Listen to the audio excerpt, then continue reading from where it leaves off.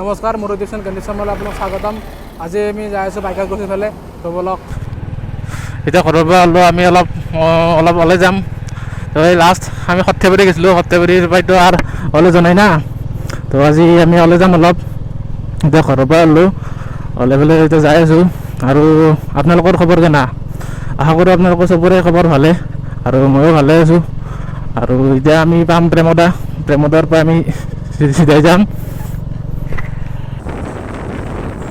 এইটো হ'ল সত্ৰ আমৃতসৰ, আৰু এতিয়া আমি যাম নলবাৰী কলেজ যোৱাৰ ৰাস্তাটোৱেদি। সেইটোৱেদি গ'লে অলপমান শ্বৰ্টকাট হয়, আৰু যদি টাউনেদি যোৱা যায় তেতিয়াহ'লে টাউনেদি গ'লে অলপমান দূৰ হয়, আৰু টাউনত জাম থাকে না। তো সেইকাৰণে টাউনেদি নাযাওঁ, আৰু সেইটোৱেদি যাম। যদি শ্বৰ্টকাট হয় কাৰণে দি যাওঁ, আৰু অলপমান সোনকালতে যাই পাম। এতিয়া আমি পালোঁ কলেজ চৌক। সেইটো হৈছে কলেজ চৌক। এখন হৈছে নলবাৰী কলেজ, আৰু এখন নলবাৰী কলেজৰ পিছ চাইডৰ গেট, আৰু সন্মুখৰ গেটখন সেইটো চাইডে আছে। সেইটো পিছ চাইডৰ গেট এখন নলবাৰী কলেজৰ।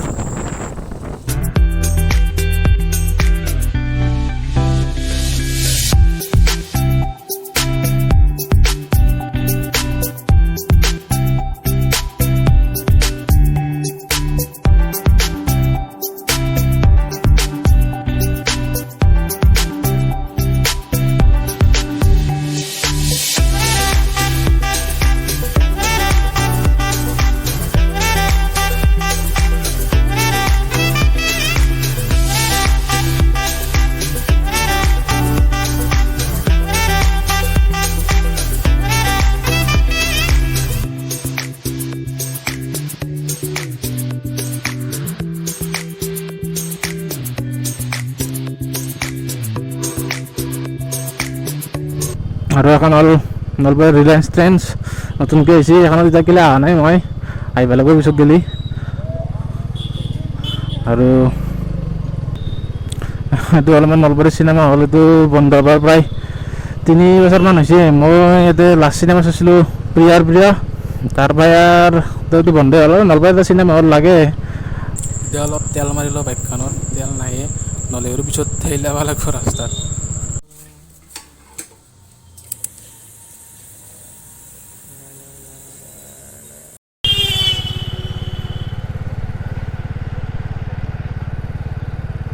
এতিয়া ট্ৰেইন আহিবাৰ আহিছে, আমি ইয়াতে ফাঁচি গ'লোঁ। ট্ৰেইনখন নাহাৰ আগতে 10 মিনিটমান আগৰ পৰাই এডলা মাতি থৈ দিয়ে। থেই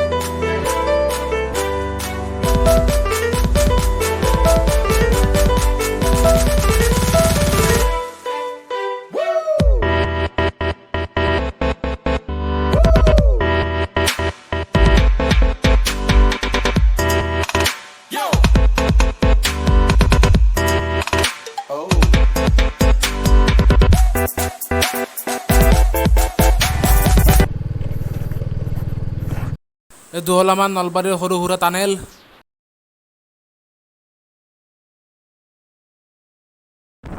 আমি এতিয়া আহিলোঁ নাংকৰ বহাইৰা। আমি যিটো ঠাইলৈ যাব যাই আছোঁ, ঠাইলৈ বেছি সময় নাই, আৰু অলপমান আছে, পালোৱে আৰু ডাইৰেক্ট লগ হৈ আছোঁ জেগাত।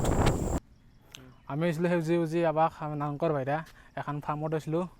এখন ফাৰ্মত বহুত চাব লগা বস্তু আছিল, আৰু এইটো যোনটো পৰিৱেশ, সেই পৰিৱেশটো মজা পৰিৱেশ আছিল, একদম ধুনীয়া। আপোনালোকে চিল কৰাৰ কাৰণে আৰু মজা। আমি ভাবিছিলোঁ আজি বহুত দিন ওলাই অহা নাই কাৰণে অলপ চিল কৰাৰ কাৰণে ওলাই আহিছিলোঁ, কিন্তু কি হ'ব, আমাৰ ভাগ্যই নাই সোমোৱাৰ কাৰণে। আৰু এই য'কে যাইছোঁ তাতে আমি সোমাব পৰা নাই। আগৰ পৰা আমি গৈছিলোঁ মোৰ লাষ্ট ব্লগটোত, তাতেও সোমাব নোৱাৰিলোঁ, য'ক যাওঁ গৈছিলোঁ। আজিও আকে। এতিয়া আৰু কি কৰিম, এতিয়া আমি অলপ ওলাই যাম। এইকেইদিন য'কে যাই আছোঁ কৈছোঁ না, আকৌ দেখাই পৰা নাই। আৰু ব্লগটো বা বেছি ভাল নহ'ব, কাৰণ দেখাব নোৱাৰিলে আকৌ তথাপিও চাই থাকক।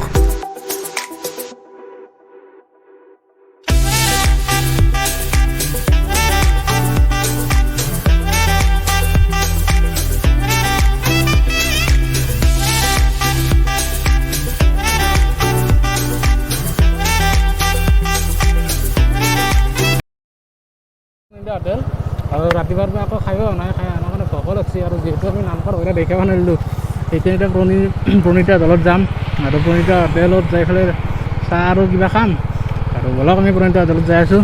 আপোনালোক প্ৰণীতা হোটেলত দেখি আছোঁ প্ৰণীতা হোটেলখন।